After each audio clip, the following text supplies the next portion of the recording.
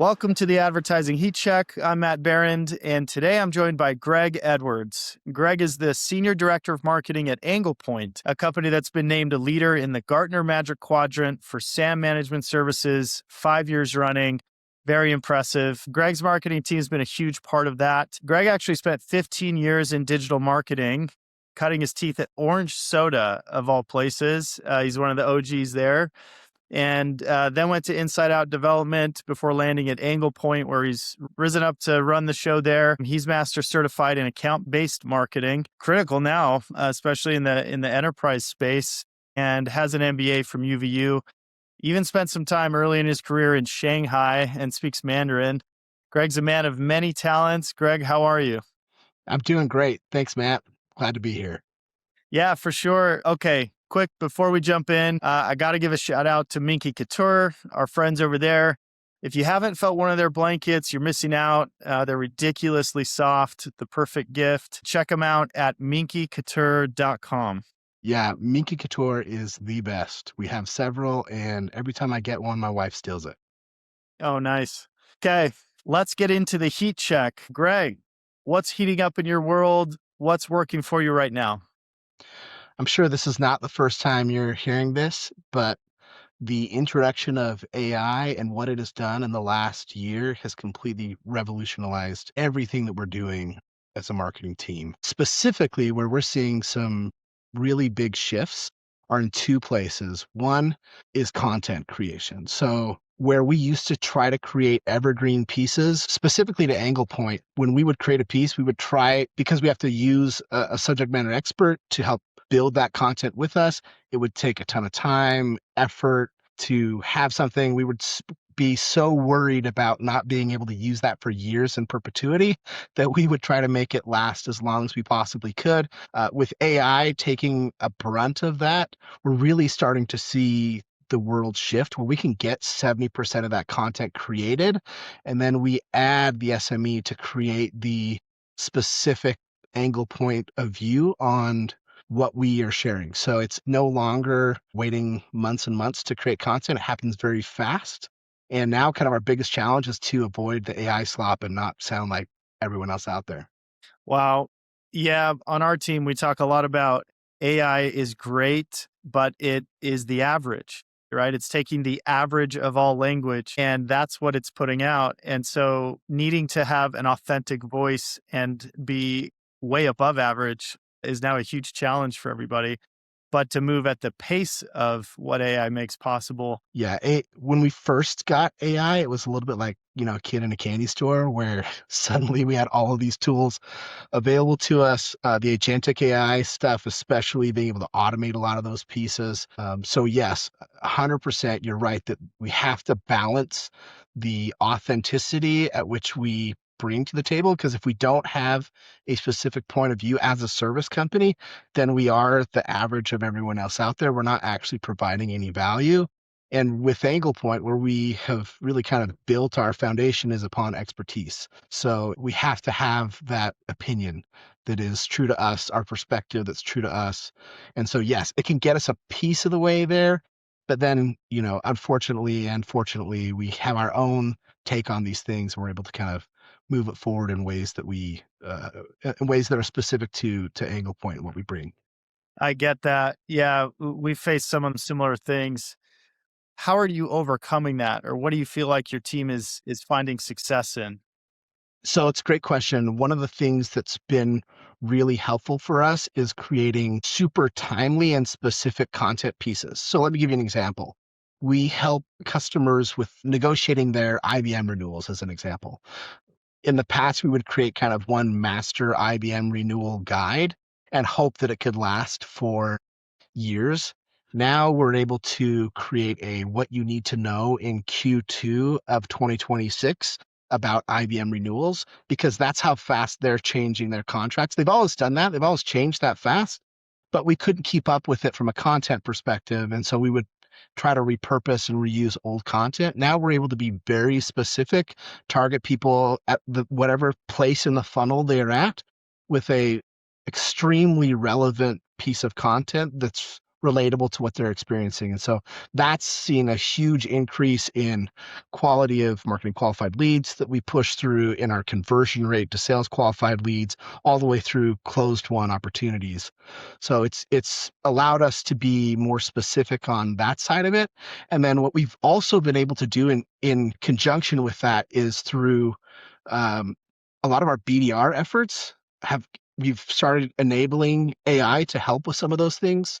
We use a tool called AI SDR. I don't know if you're familiar with that tool, but it's an AI-based SDR tool where you can essentially give it prompts to say, we want to go after companies of this size with this kind of message, with this kind of content. It will go and scrape and find some of those contacts. It sends those emails out on behalf of your SDR team, so it's connected to an actual individual.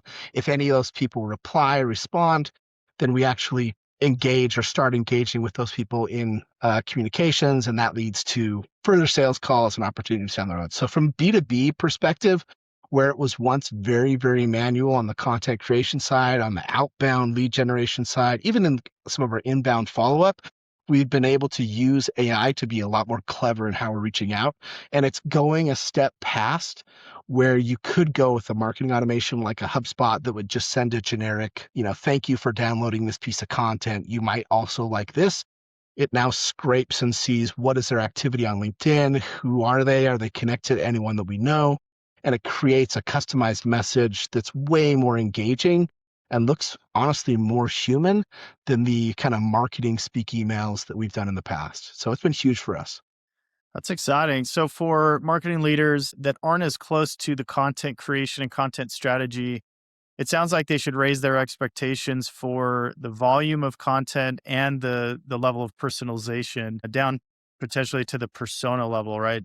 Smaller audiences and relevant to where they are in the buying cycle. Yes, I think the days of mass blasts of emails is dying quickly, and which it should. Honestly, you're going to have way more success if you create micro segments based on the stage of the marketing funnel or the marketing journey that they're on, and you target those with very personalized, customized content that you create with the use of AI. So again, you can't fully rely on AI to take care of all of that content, but you can get yourself a lot farther down the road with it and utilize your subject matter experts. In our case, where, unfortunately, there's so much nuance with all these different publishers like IBM and Oracle and SAP that I'm never going to be the expert. So I have to use our subject matter expert team to be able to get that content. But once I have that, I can deploy it at each of those stages of the funnel for a way higher conversion rate. Greg, thank you for that advice. Let's get into the reality check. What's not working, or what do marketers need to consider moving past? I've seen a huge shift over the last year and a half with search engine optimization and the results that we've been seeing from search engine optimization. And I share that same concern with others who are in my industry, as well as other marketers outside of our industry. What we're starting to see, which shouldn't be a surprise to any of us, is more of those searches are being eaten up by AI results. And so we've seen a large shift to AI optimization that we've been trying to do. Instead of structuring our content for Google, we're now structuring our content for Gemini or for ChatGPT or Claude, because we've seen a lot of that traffic really kind of filter out. We're seeing it in referral traffic coming through. So we do see some results from that, but we've definitely seen a shift in organic traffic going down while AI traffic is going up. What advice would you give to marketers who have built their entire career around SEO and the Google platform? There will always be an element of search. Like, there will always be some place that people need to search to find things.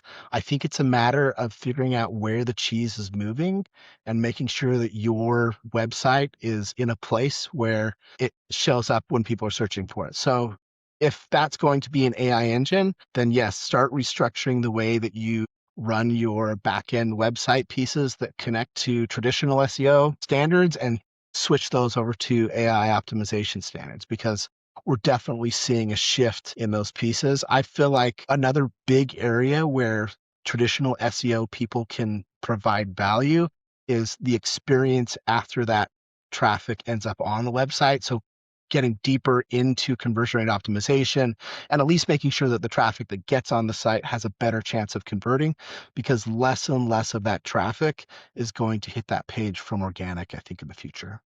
All right, Greg, we want to get to know you a little bit. What is making you happier or smarter lately?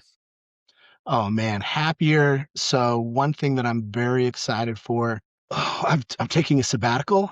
And so yeah, less than a month, my family and I are going to Bali for 2 weeks. So it's been awesome. We've been able to uh learn about the culture. We're like learning, words in Indonesian that we never thought we would know, looking for food we want to eat or not eat so that we don't get sick. Like being able to kind of prepare for that, that's brought a lot of happiness. From a professional perspective, I just completed a AI for marketing course through a company called Kingo, which was super helpful actually. It kind of ran through various aspects of AI optimization, marketing tools, any sort of kind of data enrichment tools like Clay or others you might have heard of. And so it was really actually informative, way better than I thought it was going to be. What was really interesting about that is that we held that course every week. It was like a 2 or 3 hour course with one of their instructors. And I kid you not, every week he would get on and say, here are the 18 things that changed with AI in the past week. It was like Claude came out with this new model, and OpenAI just released this, and now there's Chrome for Claude, and now you can do Claude inside of your spreadsheets and Excel. So it was a testament to kind of how fast the world is changing because of AI. Wow, that's crazy. Greg, this was great. Thank you so much for sharing your hard-fought wisdom. If you enjoyed this episode, make sure you subscribe, leave a review, and we'll catch you on the next one. Yeah, thanks for having me. Thanks, man.